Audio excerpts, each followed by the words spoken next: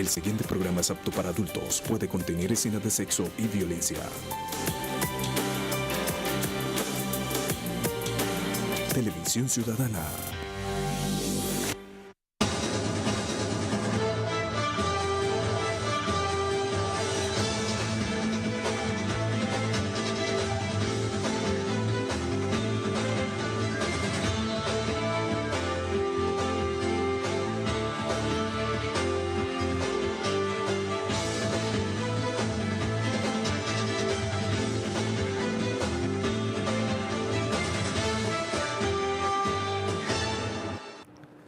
Señoras y señores, bienvenidos a Corrillos, el espacio para el análisis de los temas de actualidad. Soy Juvenal Bolívar y me complace acompañarles en sus hogares. A esta hora de la noche, nuestro tema del día de hoy tiene que ver con la situación que se está presentando no solamente en el sector educativo, que tiene hace 27 días en paro a los maestros, sino también en otros sectores de índole público, en el que los trabajadores también están reclamando una serie de circunstancias que tienen que ver con su mejoramiento en el tema laboral. Y hoy vamos precisamente a hablar con otro de los sectores que está duramente afectado por la situación que se tiene alrededor de ese trato con el gobierno nacional. Pero para arrancar con este tema de qué va a pasar o qué está pasando, cuáles son los reclamos que tienen los trabajadores estatales con respecto al gobierno nacional en materia laboral, vamos a tener entonces hoy, en esta noche, nuestro debate.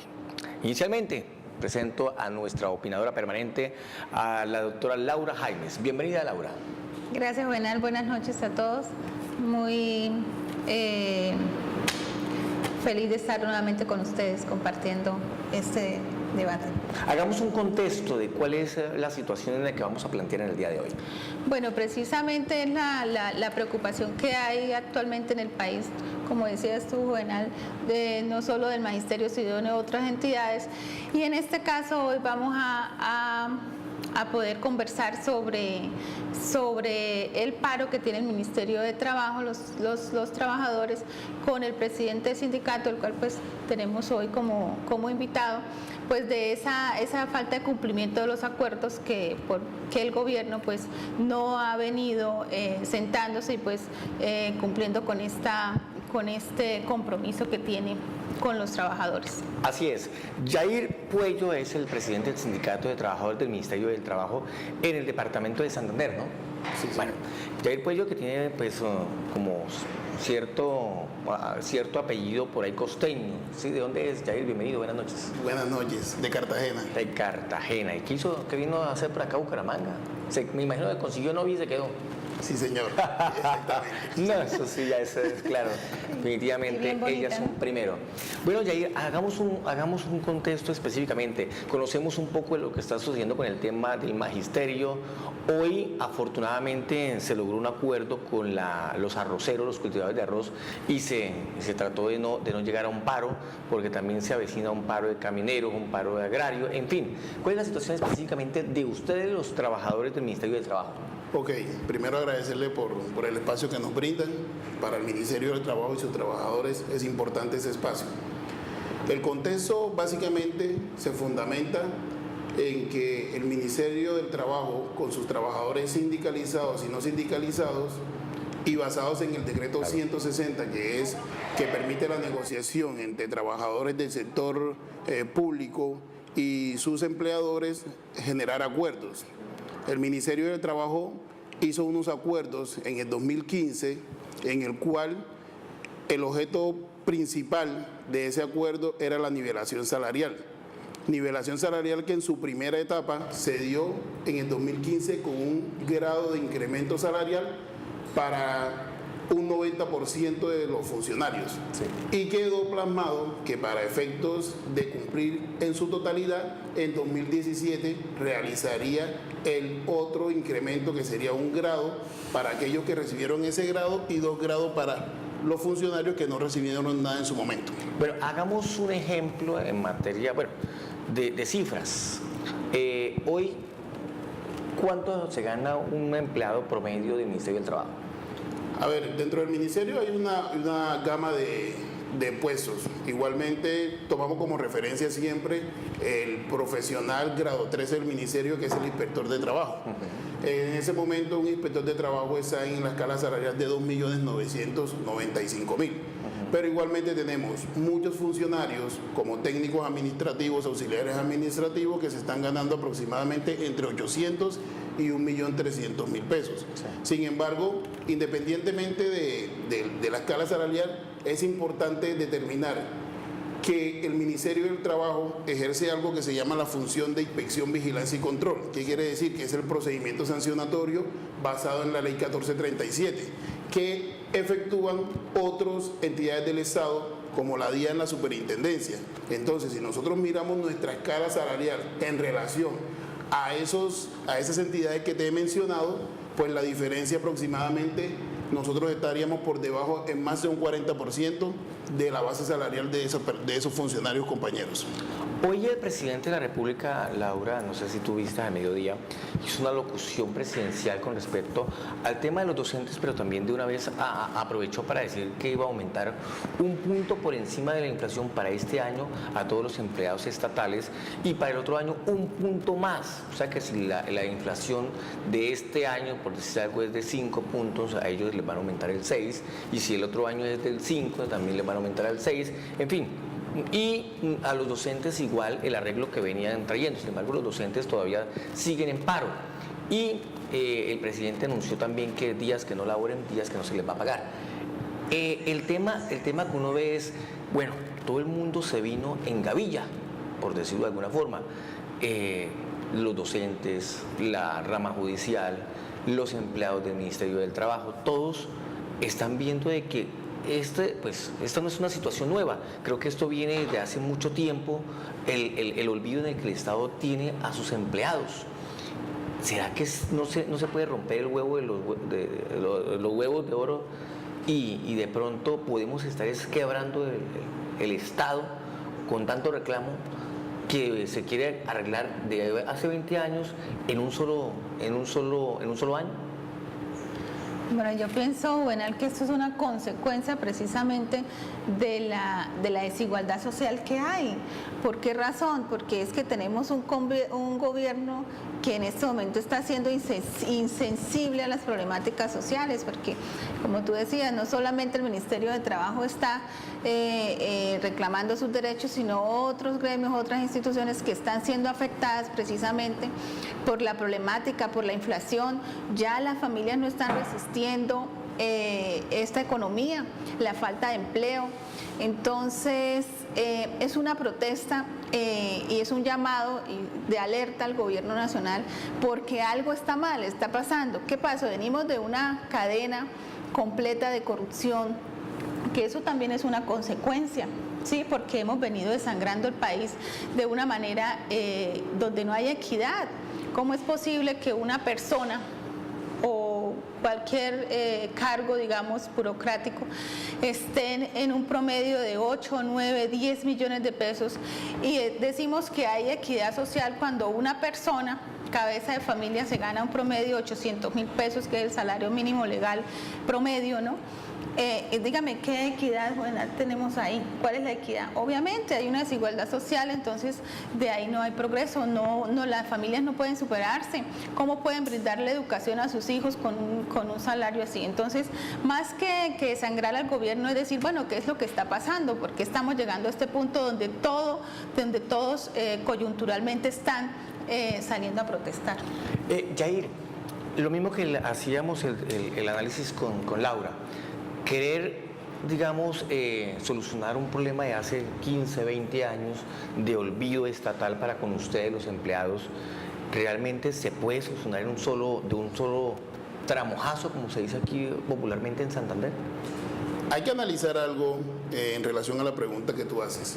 Si bien es cierto, hay un acuerdo que se acabó de suscribir en relación al incremento salarial, tenemos que tener en cuenta de que cuando se expiden unas normas, como es el decreto 160, que permite a los trabajadores estatales hacer una negociación con sus entidades, Ese mismo decreto 160 viene avalado por el convenio 151 de la OIT. ¿Qué quiere decir eso? Que como nosotros somos parte de la OIT, ese acuerdo es de estricto cumplimiento. Entonces, ¿qué está sucediendo en ese momento en el Ministerio del Trabajo, en el IMPEC, en la DIAN, en el ICBF? Solamente lo que está sucediendo es que el gobierno ha incumplido todos esos acuerdos que ha generado. Entonces, quizás no es un sentir colectivo de desquebrajar las arcas del Estado ni de la presidencia, sino solamente se da producto de ¿qué?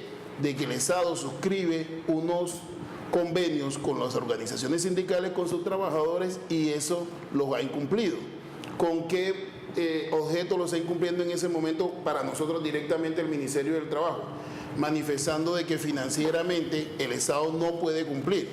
Entonces ahí es donde viene la paradoja. ¿Cómo así? Si el mismo Estado hace el decreto, hace la norma, y nosotros como Ministerio del Trabajo le exigimos a los empleadores del Estado y a sus trabajadores que se sienten para darle cumplimiento al acuerdo 160, ¿por qué nosotros, que somos los funcionarios que velamos por el trabajo digno y decente, no tenemos esas condiciones y no se nos respetan esos acuerdos? Es ahí puntualmente donde la frase que hemos llevado en todos esos 29 días que llevamos de paro es: en casa de herrero asadón de palo. Existe un dicho, no sé si usted lo conozca, que el mico sabe en qué palo trepa. Uno se da cuenta, por ejemplo, que este gobierno, pues digamos que le abrió las puertas a una negociación con las FARC, y pues para nadie es un secreto que tuvo que negociar y tuvo que dejar un poquitico su orgullo y darle la posibilidad a que las FARC pues también tomaran parte de ese poder político que tiene el país. Digamos que hay una serie de acuerdos que también van a generar una serie de recursos, de plata, que le vale mucha plata al país. Y claro, cuando usted llega y dice, no, pero es que el presidente se abrió de pies, pues nosotros también lo podemos llegar a hacer. Y entonces le caen en gavilla docentes, unos cosas y todo el mundo le cae en gavilla. Y bueno, pero si negoció con la guerrilla, ¿por qué no puede negociar con nosotros? El problema es, ¿realmente sí existe tanta plata que se requiere para un desgaste, una serie de incumplimientos? Y uno dice, ¿por qué no le cayeron en gavilla a Álvaro Uribe? Porque ese sí no se quiso abrir también de pies, ese sí no le quiso abrir. Entonces, vuelvo al mismo dicho, ¿el mico sabe en qué palo trepa, Laura? Pues más que el mico saben qué palo trepa, es que hay otro dicho popular que dice que si al ratón se le da la galleta, después viene por la leche, ¿no? ¿Por qué razón? Porque de todas maneras, cuando existe un gobierno, precisamente tiene que haber un liderazgo y una autoridad. Esto ha sido como una consecuencia precisamente de la violencia que ha sufrido y ha sufrido la población, la gente, las comunidades, los gremios, etcétera, para poder sobrevivir y para poder tener de alguna manera una calidad de vida y sostener a sus familias. Entonces, en el momento que se llegó pues a esos acuerdos de paz, la gente que vive, la gente que está en sus fincas, que está en sus casas, que todavía está viendo producto de esa violencia, que todavía se está dando cuenta que pues es difícil, ¿sí?, en un momento mediático encontrar esa paz, que todo esto es progresivo. Sí, lo del tema de la paz es progresivo, no vamos a ver esos resultados inmediatos. Pero sí, de alguna manera se ha cedido, digamos, con muchas faltas, con muchos vacíos, ¿sí?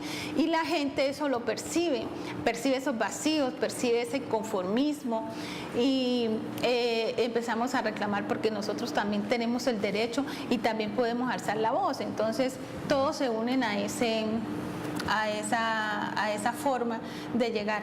Pero en este caso, pues estos gremios que están organizados, que son los sindicatos, estas organizaciones, pues lo están haciendo de una forma pacífica. Entonces es una forma también de decir, miren, nosotros también existimos, ¿sí? Porque nos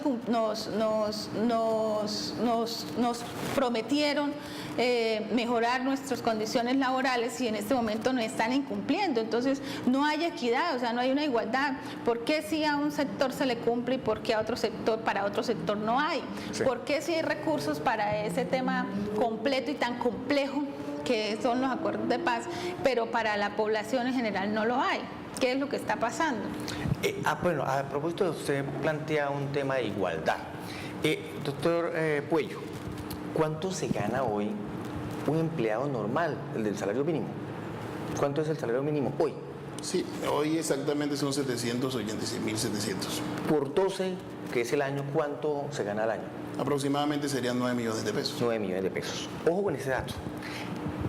Un docente grado 14 recibía en el año 2013 un salario anual de 49 millones de pesos. Ojo, de 9 a 49. Estamos hablando de grado 14, lógicamente hablamos de un docente supremamente preparado y formado. Sí. También es importante. Este año va a recibir, con el aumento que se hizo a partir del día de hoy, recibirá 65.5 millones de pesos, o sea, 33,6% adicional en 3 años. Y el año entrante serán 4 puntos más por encima de la inflación. ¿Cómo, digamos, señor Puello, cómo decirle uno al que se gana el salario mínimo, mire cómo ganamos nosotros, o qué estamos pidiendo nosotros, o qué estamos reclamando nosotros, y usted no tiene derecho? Claro, es importante resaltar de que lastimosamente no podemos negar de que el salario mínimo legal en Colombia es un salario bastante De hambre. de hambre. La verdad, Y nosotros... que lo ganan muchas más personas que los empleados públicos. Claro, nosotros como funcionarios del Ministerio de Trabajo vemos eso a diario, el hambre de los trabajadores, la necesidad que tiene un trabajador cuando le incumplen todas sus prestaciones sociales. Es muy difícil. Ahora, sin embargo, hay que analizar también de que dentro de la escala que maneja la función pública y que manejan los cargos, hay una profesionalización de los cargos. Entonces, igualmente, hay que analizar de que las entidades del Estado también están conformadas por personales con maestría, personal con doctorados y con especializaciones. E igualmente, la función pública lo que hace es escalafonar las funciones e igualmente escalafonar también las obligaciones o las responsabilidades que tienen esas personas en relación a su salario. Sí, Laura, es que yo viví en Barranca Bermeja y pude sentir de frente lo que fue esas luchas obreros allá. No sé si ustedes se acuerdan cómo el sindicato del abuso reclamaba convenciones en las que le daban medicamentos, les daban carne, les daban lo mejor que podía. Es más, usted tenía como empleado de Ecopetrol, tenía 5 hijos, los 5 podían ir a la universidad y solamente pagaban el 10%, el 90% se lo pagaba Ecopetrol. Eso sucedía hace 5 o 6 años. Hoy, ¿cómo está la empresa? Ya no hay esa posibilidad. Gracias. Los empleados que estaban de base ya no los hay. Hoy todo es a través de tercerización, porque la empresa se deterioró tanto que ya no hay posibilidades. Hoy no hay un nuevo pozo petrolero, ya no hay la posibilidad de modernizar la refinería. La pregunta que yo le hacía al principio es, ¿será que no vamos a matar la gallina de huevo de oro y nos vamos a quedar así? Porque listo, hoy pueden ser que el presidente le suba 1, le suba 2 puntos, pero al presidente que llegue o al periodo que llegue, al siguiente gobierno, ¿de dónde va a sacar la plata para cumplir? Si es que ya no hay más donde estirar. Laura. Precisamente, Juvenal, o sea, la corrupción no solamente la tiene el gobierno nacional por medio de, pues, bueno, de digamos, entre comillas, de los grupos políticos, sino también están en las empresas, en algunos cargos. Esto es una cadena de la corrupción donde de alguna manera, precisamente en las empresas, si tenemos esos beneficios, si por ejemplo como Ecopetrol, que tenía esos grandes beneficios, sí, pues obviamente fueron desangrando la empresa hasta el punto de llegar a la crisis que estamos viviendo actualmente, que no solamente la está sintiendo Ecopetrol, sino a nivel nacional, ¿sí? Entonces, ahí hemos venido de alguna manera malinterpretando. Una cosa es reclamar los derechos que tenemos como trabajadores, que tenemos como empleados, como familia, a reclamar esos derechos que están dentro de de las condiciones laborales para poder tener una vida digna. Y otra cosa es usted aprovecharse de esas condiciones que tienen esa empresa para poder ir deteriorando y obviamente pues acabar con esas entidades. Pero eso es una cadena de la corrupción, y por eso es que el país está en este momento en una crisis completamente en todos los sectores, y la coyuntura se está viendo en este momento producto de todas esas situaciones que obviamente no son de este momento, sino que ya es una consecuencia y ya la gente ya no puede más. Bien, Laurita, voy a votar por usted porque tiene el discurso de la corrupción, y político que hoy se respete tiene ese discurso de la corrupción. Ya se les acabó el discurso a los del Centro Democrático de la guerra, que es que las FARC, que se está dando plomo, ahora el tema es la corrupción. Pero digamos, esto no es solamente de temas de corrupción, esto es tema de cifras. Claro. Si usted se gana 100 pesos, usted no puede prometerle a su hijo que le va a regalar una bicicleta que vale 200, así. Y entonces, ¿por qué hoy ustedes están así? Están tristes por el incumplimiento del gobierno, porque resulta que el gobierno anterior o los anteriores les prometieron unas cosas de pronto de buena fe, de pronto queriéndoles tomar el pelo, pero les prometieron eso y hoy se dan cuenta que es casi que imposible poderles cumplir. Y esto es por un elemento, mire, ¿cuánto se gana un maestro en la parte pública y cuánto se gana un maestro en la parte privada? Sin embargo, en la parte pública le exigen, pero le exigen más en la parte privada. ¿Y por qué la educación pública es tan deficiente y por qué la educación privada, ¿sí? Si no tiene las mismas gabelas? Yo conozco a un profesor que en la mañana dicta clases en el colegio público y en la tarde dicta clases en el colegio privado. Le puedo garantizar que se gana la mitad de lo que se gana en el colegio público, pero además de eso, es mejor profesor porque a los estudiantes le va mejor en el colegio privado que en el colegio público. Entonces la pregunta mía es, ¿con lo que no nos cuesta hagamos fiesta? Entonces, pienso yo, ¿será que los empleados que ganan del Estado no le ponen la suficiente calidad a su trabajo y por tal motivo el Estado no ha podido ser eficiente, doctor Puello? A ver, hay que analizar algo. El Estado siempre ha sido uno solo, ¿ok? Independientemente de que llegue cualquier funcionario a una cartera, el Estado es uno solo en su conjunto. En relación a lo que tú me hablas de la parte presupuestal, el presupuesto como tal de la nación, ese presupuesto, como la misma palabra lo dice, se organiza de tal forma de cumplir los compromisos. Eso es como si tú estás en tu casa, sabes que te ganas 200 pesos y lo acabaste de decir, voy a gastarme un poco más de lo que tengo. Va a ser imposible, ¿por qué? Porque vas a estar en un déficit. Entonces, las apropiaciones de cada periodo se hacen un año anterior. Si nosotros hicimos un compromiso en 2015, en el cual se tenían que apropiar los dineros en 2016 para el cumplimiento del 2017, lastimosamente ese no es culpa de los funcionarios del Ministerio de Trabajo ni de ninguna otra entidad, sino del mismo Estado, de la negligencia de no hacer esa parte. Ahora, hablamos puntualmente de que no existe dinero, pero hay que analizar algo. Tenemos evidencias y con bases sólidas de que lo que está haciendo el Ministerio de Hacienda en relación a manifestar que no existe dinero solamente de que tiene unas políticas internas de racionamiento del gasto público en el cual solamente le está dando a las entidades lo básico para sobrevivir y les tiene como especie de un ahorro en el cual no está dejando tomar esos dineros de cada cartera para poder cumplir con esos acuerdos. Entonces, partiendo desde ese punto de vista, vuelvo y recalco, no estamos pidiendo nada más que los acuerdos suscritos. El Ministerio del Trabajo, en nivel central y todas las 32 direcciones territoriales y las oficinas especiales, se ha caracterizado por un crecimiento en pro de salvaguardar los derechos laborales de los trabajadores.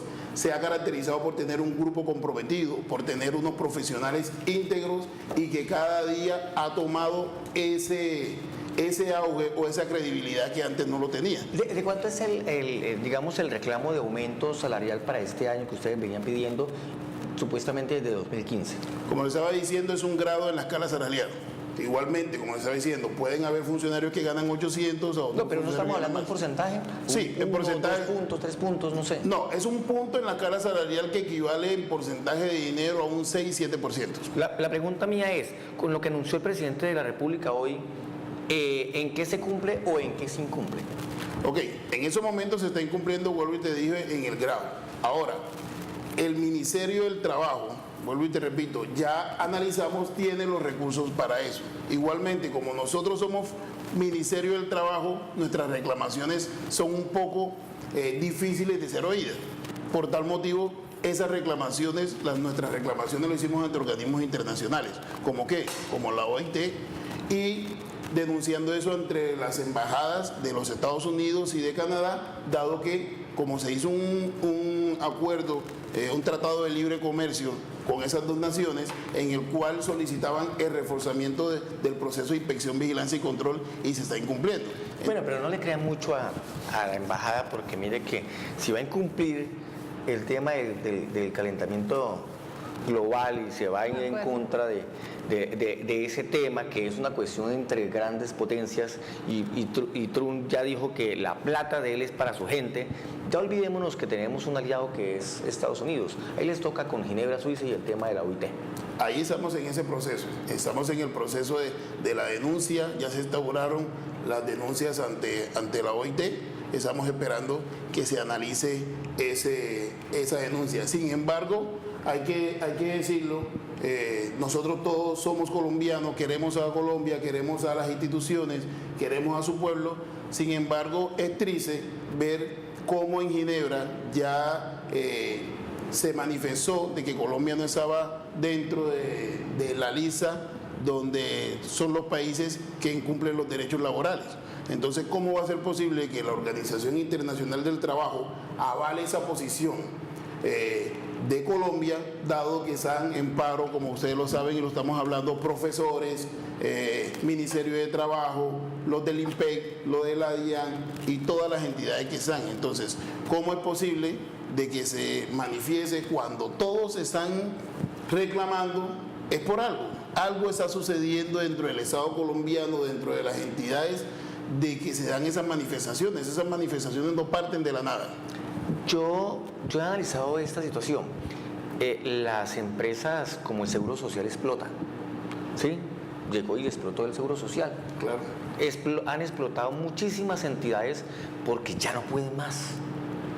Y llega entonces algo que ustedes mismos los sindicalistas no les gusta, que es la tercerización, que es contratar de una forma para evitar pagar de una u otra forma algunos temas de prestacionales y toda la cosa.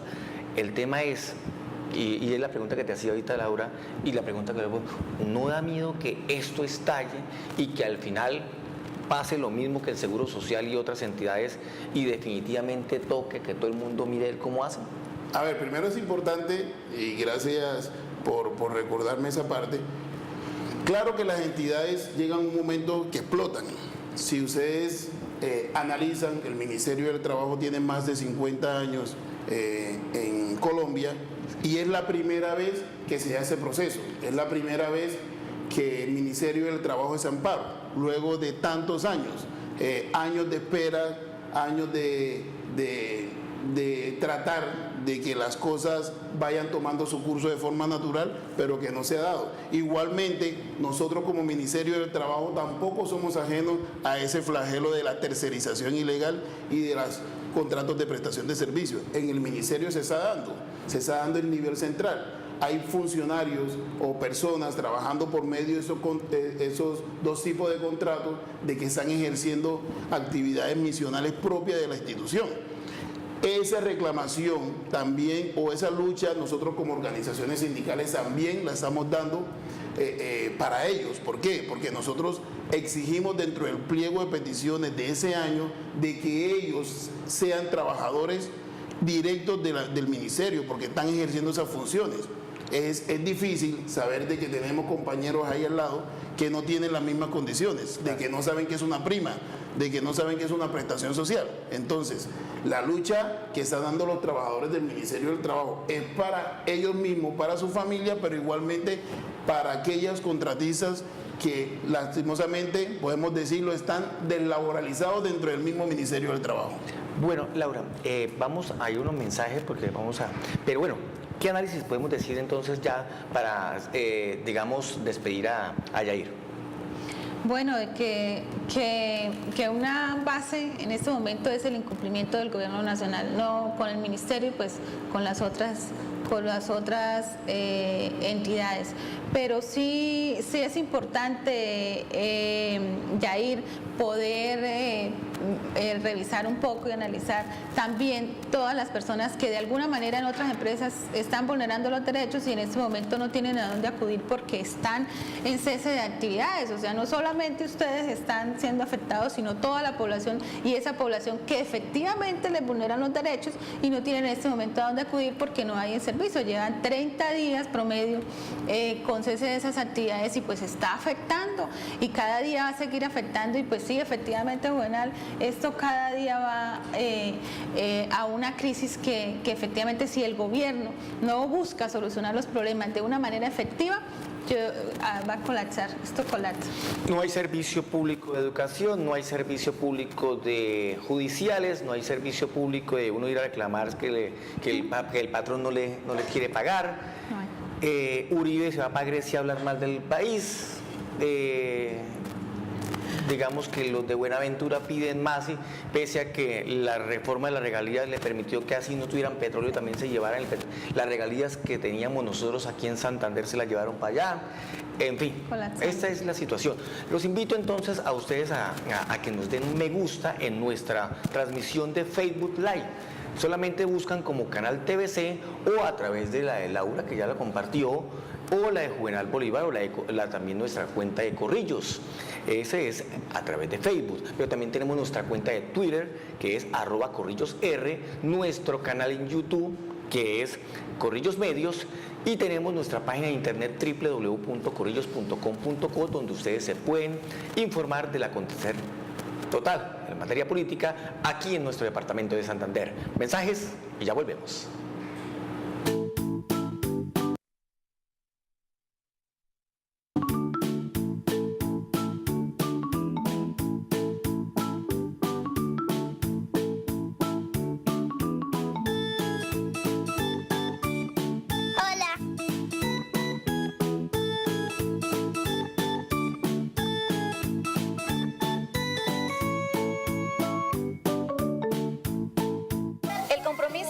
Nuestra Señora de Belén es con la familia y con nuestros estudiantes. Nuestra formación es personalizada, es integral y es activa. El propósito es que nuestros estudiantes salgan como ciudadanos responsables, ciudadanos que sepan vivir y convivir con su entorno, que además tengan todas las habilidades y todas las capacidades para poder desarrollar su vida laboral y su vida personal, para que puedan hacer una contribución al país, al entorno, a la ciudad y a sus propias familias y más que todo a ellos mismos.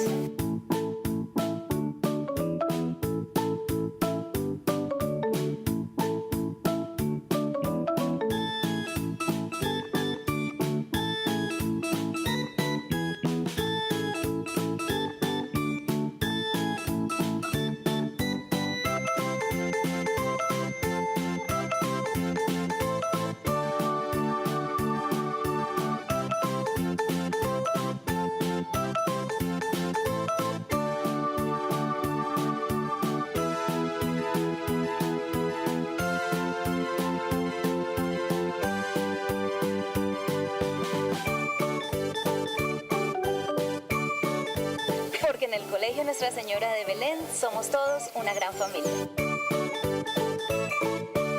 Desde el centro de la capital santandereana, informando los hechos que son noticia en Bucaramanga y su área metropolitana. Esto es Noticias TVC, nuestras noticias. ¿No encuentras nuestro canal? Encuéntranos en tu televisión por cable, Acoap TV Canal 38. Entonces, ¿qué esperas? Sintoniza nuestro canal. TVC Somos Todos.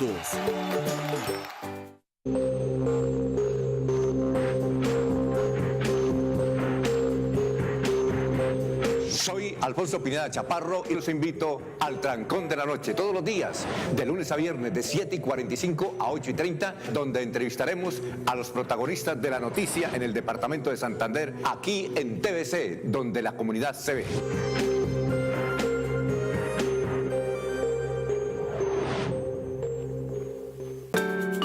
¿No encuentras nuestro canal? Encuéntranos en tu televisión por cable, a Pavaro en el canal 34. Entonces, ¿qué esperas? Sintoniza nuestro canal. TVC Somos Todos. Son las 10 de la noche, 36 minutos. Estamos en vivo y en directo en Corrillos a través de Televisión Ciudadana y estamos en Facebook Live de manera en vivo y en directo. Bueno, ya cambiamos para seguir con el mismo tema de qué es lo que reclaman los trabajadores estatales que hoy están en cese de actividades. Cambiamos ahora de personaje, pero seguimos con el mismo tema. Tenemos un invitado especial. ¿Se trata de don Enrique Guarín? Él es el segundo vicepresidente de la CUP y pues es una persona que ha estado muy atenta precisamente a esas problemáticas que están sucediendo a nivel nacional y a nivel departamental. Yo le estaba haciendo una pregunta aquí antes, extra micrófonos, pero se lo voy a hacer aquí de frente. Es que si hay algo que cansó a la gente y que hoy no quiere saber nada de la guerrilla, es precisamente porque cansó a la gente con tanta cosa. La pregunta es, los sindicatos están hoy protestando, nos impiden la posibilidad de la normalidad en temas de educación, en temas judiciales, en temas del Ministerio del Trabajo y tantas otras cosas. Y empieza la gente a ser insensible tal vez con ustedes porque dicen, no, pues que están es mamones, eso piden a toda hora y protestando y lo peor, nos afecta. ¿No creen que ustedes están pagando precisamente esa insensibilidad de la gente para con ustedes por eso, por ese constante afectación de los servicios? A ver, yo pienso de que eso no es cierto. En el país existimos alrededor de 49 millones de habitantes en este momento. De los 49 millones de habitantes, 22 tienen ingresos a través de un vínculo laboral y de esos 22 millones, 8 tienen seguridad social. Entonces, y esos 8 millones que tienen seguridad social, el promedio de ingreso no llega a 2 salarios mínimos. Entonces, es tanto los problemas sociales que tiene la población colombiana que en últimas tarde que temprano entra a acudir a las vías de hecho para exigir respeto en sus derechos sociales. Entonces, la insurgencia efectivamente, yo sí comparto ese criterio.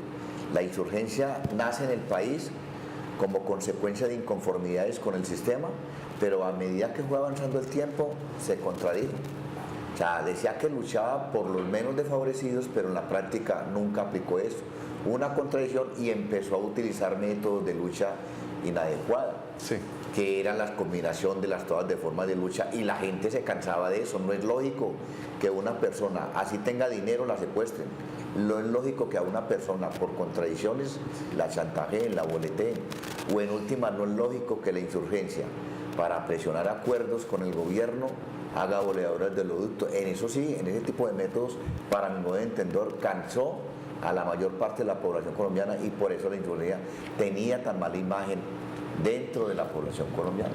Laura, pero venga, usted que es la política aquí, entre nosotros dos, le voy a hacer esta pregunta que yo sé que usted me la va a saber contestar. Mire esta es una, a mí me gustan las cosas con ejemplos. Entonces, hace mucho tiempo, Barranca Bermeja, mi tierra, un saludo especial para ellos porque a través del canal 62 de UNE nos pueden ver allá en vivo y en directo, ya estamos llegando como si fuéramos de local. Un saludo especial para ellos, para mi tierra.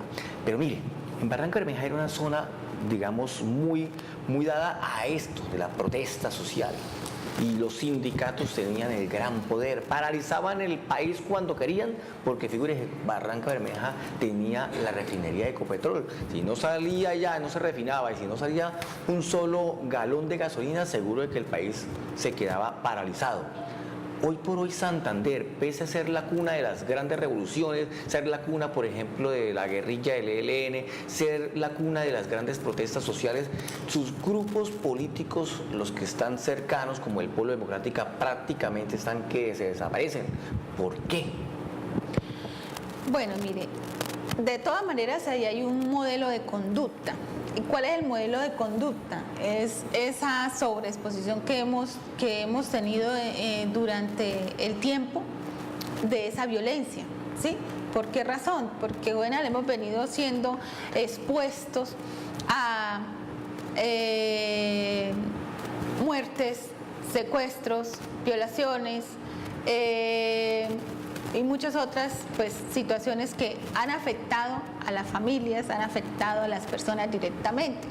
Cuando usted tiene un estilo de vida, en ese caso, lo que ha pasado con Barranca Bermeja, que su estilo de vida era ese ingreso que tenían de alguna manera una estabilidad, o sea, era seguro, ¿sí?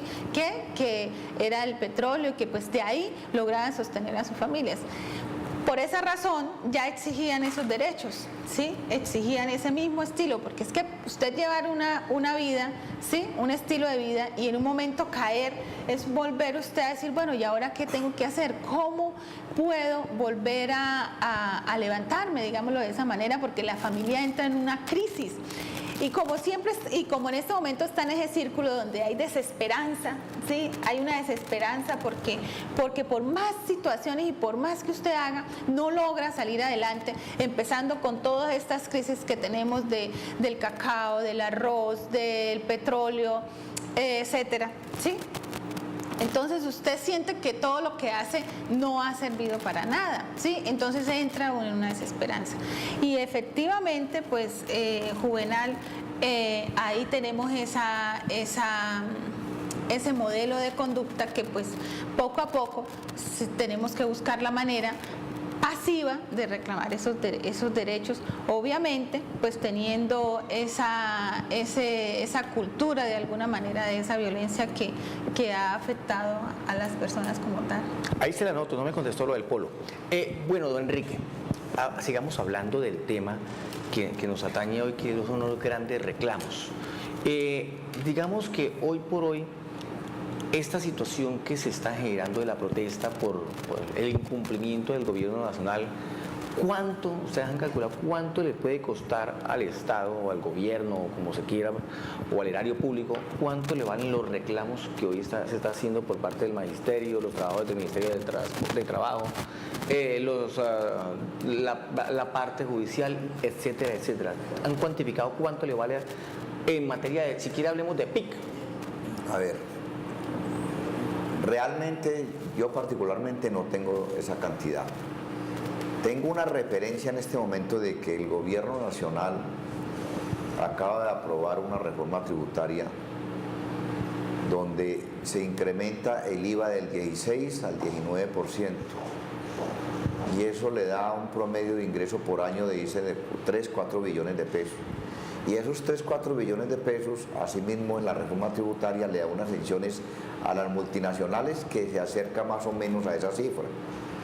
Entonces uno dice, el gobierno por un lado le mete la mano en el bolsillo a la población colombiana y por esto le da garantías al capital extranjero. Entonces desde ese punto de vista ve uno de que cuando a los trabajadores del Estado van a exigir incremento de carácter salarial para mantener el poder adquisitivo de compra, pues el gobierno no tiene de dónde y simplemente está contribuyendo a que la gente cada vez trabaje más y gane menos, y esto produce pobreza. El problema del paro nacional del magisterio tiene un fondo mucho más profundo del que se dice el incremento salarial para los profesores. O sea, ellos están exigiendo que se invierta más dinero en la infraestructura educativa de la población colombiana. Y recordemos, país que se respete en desarrollarse, necesariamente debe invertir en educación, y Colombia no lo está haciendo, cada vez disminuye más aportes al aspecto educativo y no hay infraestructura. Las denuncias que constantemente se dan por los medios de comunicación, donde no hay infraestructura en los colegios, riesgos de que se le venga el techo encima. Y en los pupitres de los alumnos es una denuncia constante.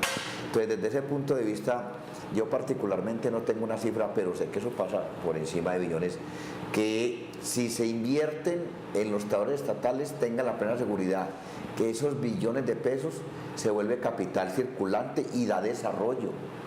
Entre más salarios tenga un trabajador, más posibilidad de compra tiene, y si yo tengo posibilidad de compra, mi vecino se va a beneficiar de eso porque el capital es circulante. Entonces, en el país cada vez sucede lo contrario, hay menos capital circulante y unos pocos se están beneficiando de eso, por eso hay una gran diferencia en que unos tienen mucho y otros tienen poco, que es un problema de que el capital, el salario del trabajador cada vez se disminuye más. Una parte que yo quería tocar ahí con relación a la anterior, la lucha. En el mundo entero está demostrado que siempre hay que acudir a la misma, de una forma democrática, y ahí nació la jornada laboral fruto de la lucha de los mártires de Chicago, 8 horas de trabajo, 8 horas de estudio y 8 horas de descanso. En Colombia, la lucha de los trabajadores obligó a que el gobierno de ese entonces creara la empresa colombiana de petróleos, que era de multinacionales. Entonces, desde ese punto de vista, la lucha que están librando hoy los trabajadores estatales ante el gobierno de Juan Manuel Santos tiene como propósito buscar mejorar las condiciones de vida de los trabajadores, su entorno familiar y por ende lo que es el ingreso en la mayoría de los colombianos, que mejore el poder adquisitivo de compra. Don Enrique, yo no le quise interrumpir para contradecir, sí. No, interrumpir, pero no sé, yo conozco otra teoría económica con respecto a lo que usted ha mencionado, que cuando una persona gana más tiene más poder de comprar, pero el problema es que cuando hay poder adquisitivo, la parte que usted se le olvidó decir es que también la inflación se genera mucho más alta y eso genera también más desempleo. Eso es claro, y esa es la parte que de pronto usted y todo el aparato de los sindicatos no le dicen a la gente, que existe también cuando usted gana más, pues puede comprar más, y entonces llega el que vende y dice, bueno, pero como hay plata, entonces ahora le subo los precios a esto, y entonces se vuelve la inflación, y eso impide que la economía, en vez de fluir, lo que hace es bajar, y le toca al empresario empezar a echar gente. Eso es un análisis económico que no toca ser experto en economía para saberlo. Eso se sabe y eso sucede. Ahora bien, por eso el gobierno intenta mantener una inflación, digamos, constante. Pero el otro elemento, cuando usted me habla del 19% del IVA, uno como colombiano común y silvestre, uno lo que dice es, ¿para qué el 19%? Ah, claro, para cumplirle a la guerrilla los pactos. ¿Sí o no? Eso se dijo en su momento. Los uribistas salieron con ese cuento y todo el mundo le comió. ¿Sí o no? Pero también yo puedo creer de que ese 19 es también para cumplirle todas las convenciones colectivas a los empleados, todo lo que hace mucho tiempo se dejó de pagar, todas las deudas que se tienen sociales con la gente. Y entonces, al final, ¿quién paga? Pues el pobre contribuyente. Le toca pagar porque el gobierno no va a sacar de su bolsillo, muy seguramente. Ni tampoco los congresistas se van a bajar el salario. Eso no va a suceder. Entonces, al final, si usted hace paro, ¿el afectado quién es? La pobre gentecita de a pie. El pueblo. Si usted les quieren que le suban el salario, entonces hay que subirle al IVA, hay que subir los impuestos, y ¿quién es el afectado? El pobre contribuyente. ¿O no es así? Pero bueno, es que precisamente es por la falta de organización, por la falta de un direccionamiento, porque para eso hay un gobierno, para eso hay una organización donde nosotros elegimos a esas personas para que gestionen, para que administren esos recursos que tiene el gobierno nacional, para que sepan gerenciar este país, porque precisamente por esa ausencia de gerencia, por esa ausencia administrativa es que está pasando todo esto. Eso es un descalabro, porque es que si la inflación continúa y usted tiene un salario mínimo, como tú decías, y ya ese salario no alcanza ni siquiera para sostener las necesidades básicas de la familia, entonces ¿cómo la persona va a estar bien? O por ejemplo, ¿cómo esta persona puede brindarle a sus hijos una calidad de vida, puede brindarles una educación óptima? O ese mismo docente que si usted no se pero llega a dar sus clases en condiciones que ni siquiera puede estar, por ejemplo, en esas tierras calientes, hablemos de su tierra, Barrancabermeja y sus alrededores, donde hay salones donde a las 9 de la mañana, yo he estado presente, ya es imposible dar una clase y mucho menos hasta la 1 de la tarde. Entonces, si están pidiendo la jornada única, usted se imagina que a los niños no le den, por ejemplo, el refrigerio, no le den el almuerzo, no.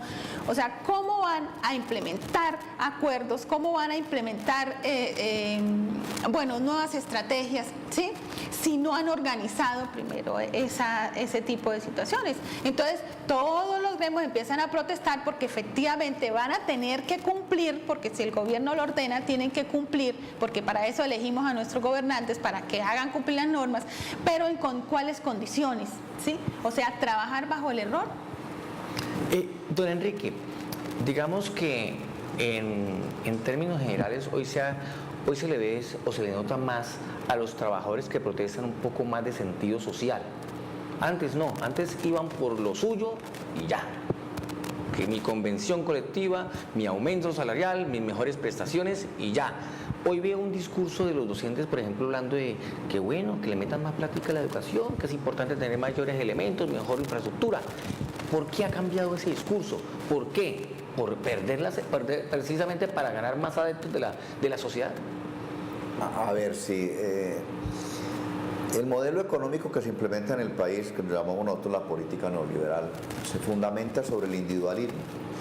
Nosotros los sindicalistas creemos que lo colectivo es lo que permite avanzar en todo el sentido de la palabra, no simplemente los aspectos económicos. Entonces, cuando se lucha por la generalidad, como es el caso del magisterio en este momento, o como lo hacían anteriormente, porque hay que reconocer lo que hoy en día la Unión Sindical Obrera USO está siendo muy individualista y se alejó un poco de los problemas sociales de Barrancabermeja, pues indudablemente que el movimiento sindical debe coger el camino de pelear por la generalidad de los problemas de la sociedad y no un aspecto individual. Pero yo quería también manifestar esto. Cuando los salarios, usted me daba la discusión ahí sobre lo que es el aspecto inflacionario, y yo digo, eso es muy discutible. El país en este momento tiene deuda externa 110.000 millones de dólares, y eso significa que por cada peso que recoja el presupuesto nacional a través de los impuestos, el 48% está yendo para pagar la deuda externa. Entonces, desde ese punto de vista, para sostener la infraestructura funcional del país, se está dedicando muy poco capital, y dentro de ese poco capital está que los salarios de los trabajadores cada vez los tienen que recortar más. Entonces, por eso se pierde poder adquisitivo de compra, y la plata que recibe el Estado a través de los impuestos se va en un porcentaje muy alto para afuera, y aquí quedamos con pobreza. Entonces, no puedo aceptar de que incrementar salarios o tener buenos salarios producto de inflación, porque eso sería un sinónimo que entonces el mundo entero tenía que tener salarios de hambre y que la pobreza cada vez incrementara más y unos pocos se favorecieran de eso. Entonces, desde ese aspecto es que hoy en día la mayor parte de organizaciones sindicales del sector estatal está protestando a través del paro, de los paros, exigiendo al gobierno que le cumplan los acuerdos, incremento salarial, y que mejore la planta de personal que hay en cada entidad, porque no alcanza el número de trabajadores que existen en las instituciones para atender las necesidades del funcionamiento de las mismas. Bueno, nos faltan 4 minuticos para terminar el programa, son las 10 de la noche y 55 minutos, pero una pregunta suelta. ¿Nos podemos meter con política? Claro, claro. Es que han criticado muchísimo a su jefe, Leonidas Gómez, con 2 temas. El tema de que por aquí en Bucaramanga, o su segundo o su otro discurso, aquí se opone al tema de la explotación minera en el páramo de Santurbán, eso lo dijeron en las redes, y después salieron con el cuento de que, pero en Barrancabermeja sí reclama el tema de la refinería de Ecopetrol y la modernización. Entonces tiene un discurso minero energético en Barrancabermeja y un discurso ambiental en Bucaramanga. Pues, ¿en qué se justifica ese doble discurso? Es que tiene una situación particular. O sea, Minesa en este momento pretende explotar el oro que hay al interior del páramo de Santurbán. Entonces, Leonidas rechaza ese tipo de situación y solicita de que se preserve los recursos naturales y el medio ambiente y que se permita la pequeña y la minería artesanal. En Barranca Bermeja, el petróleo que hay es colombiano, que Ecopetrol es de Colombia, y en ese sentido ya hay una infraestructura creada y se solicita la modernización de la refinería para que deje de contaminar tanto como viene sucediendo en este momento. La contaminación que viene haciendo en la laguna de San Silvestre es profunda y viene creando enfermedades de alto costo en la mayor parte de la población de Barranca Bermeja, lo que indudablemente le sale más costoso al Estado. Bueno, esa puede ser la justificación, muy válida. La otra es que el área metropolitana genera más votos que Soto Norte. Y en Barranca Bermeja pues se lleva el discurso que la gente quiere. Entonces también se genera la segunda mayor votación en Santander, es la de Barranca Bermeja. No es acomodamiento, no estoy diciendo que se esté acomodando. Pero ahorita, para terminar, la conclusión. Bueno, definitivamente uno tiene que tener una posición porque cuando uno decide ejercer un liderazgo y una representación es para poder defender los derechos y a la población en general, porque para eso es que elige a un líder y a un político, es para que nos represente y que tome posiciones donde se beneficie a la comunidad. Entonces, bueno, la conclusión mía es que seamos más empáticos, o sea, que el gobierno nacional revise y se ponga en los zapatos de estas personas, de otras personas que están reclamando sus derechos, que tenga la capacidad para sentarse, para hablar, para llegar a acuerdos, pero con planeación y con buena administración. Así es. Gracias, Laurita. Gracias, Juvenal, a usted, gracias por mañana vuelvo a ver, espacio. ¿no? Acá. Sí, claro, mañana nuevamente vamos a Oiga, estar estaré aquí más usted que yo, ¿no? compartiendo. No, mentira, pero qué rico, porque digo, eres uno bien feito, mejor que aparezca una cara simpática en la selección. Muchas gracias, don Enrique. No, a ustedes. Gracias. Muchas gracias. Y a ustedes, muchísimas gracias. Mañana estaremos en punto de las 10 de la noche aquí a través de Televisión Ciudadana en Corrillos. Chao, chao.